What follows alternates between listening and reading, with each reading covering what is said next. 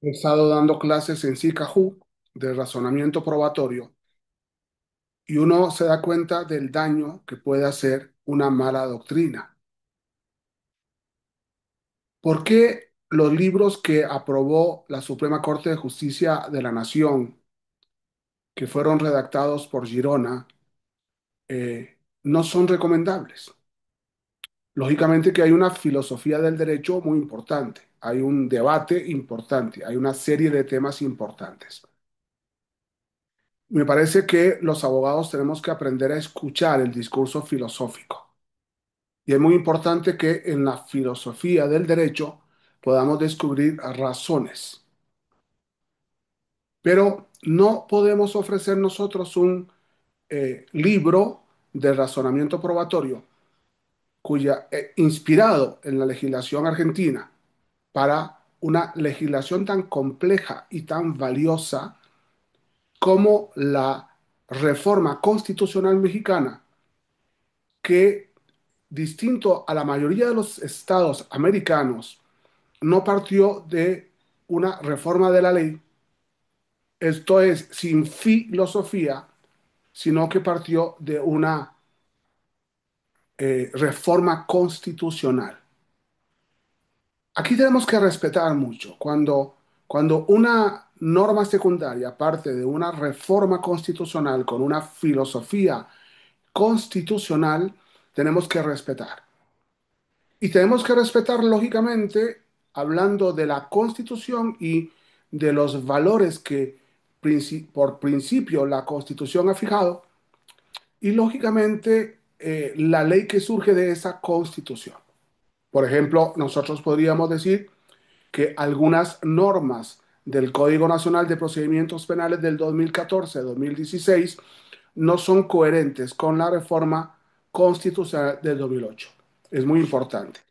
Lógicamente no significa que me case con la norma, pero tampoco me puedo casar con la filosofía, y menos cuando viene de una filosofía que no ha sido sometida a la praxis.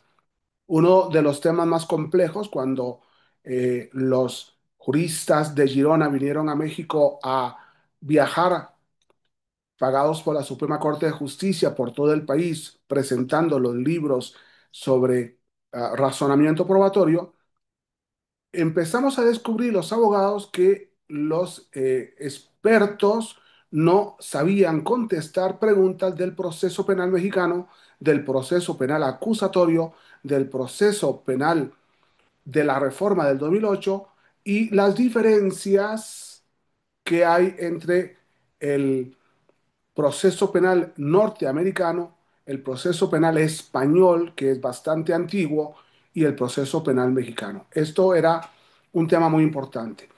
Y lógicamente yo no tengo por qué ir a Argentina a aprender el proceso para hablar del proceso mexicano. Ni siquiera utilizo el proceso costarricense, que fue el que yo más utilicé para explicar el proceso mexicano. Porque el proceso es norma. Lo he dicho muchas veces en este canal. El proceso es norma. Y si el proceso es norma, no puedo inventar una filosofía contraria a la norma porque voy a hacer chocar el proceso y la constitución, la filosofía y el proceso. Esto es muy importante. Por eso, lógicamente, yo he sido muy crítico de la Suprema Corte de Justicia respecto a la reforma constitucional del modelo acusatorio, y he sido muy crítico de las interpretaciones que se han hecho sobre el Código Nacional de Procedimientos Penales. ¿Por qué? Porque se nota que no hay conocimiento de la norma, porque el proceso es norma, y si el proceso es norma debemos respetar la norma, de lo contrario vamos a causar confusión. Me parece que la Suprema Corte de Justicia, a través de la primera sala, produjo y está produciendo todavía confusión. Me parece que la escuela de Gerona, habiendo sido recomendados sus libros, nada menos que por la Suprema Corte de Justicia de la Nación, ha producido confusión. Me parece que las pocas tesis de jurisprudencia que se han producido sobre el razonamiento probatorio siguen produciendo confusión.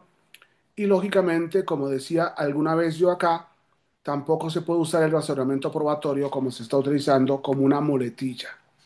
Ese es uno de los problemas más complicados del México del siglo XXI espero hablar de eso. No podemos utilizar el razonamiento probatorio como una muletilla de machotes. Sí, aparece el razonamiento probatorio, pero como ocurrió con los libros de Girona, no explican qué es en el proceso acusatorio penal el razonamiento probatorio. Lo mismo que está ocurriendo con la perspectiva de género. Se convierte en una muletilla que nadie entiende y ya todo el mundo está resolviendo en perspectiva de género sin saber lo que es la perspectiva de género. Muchas gracias.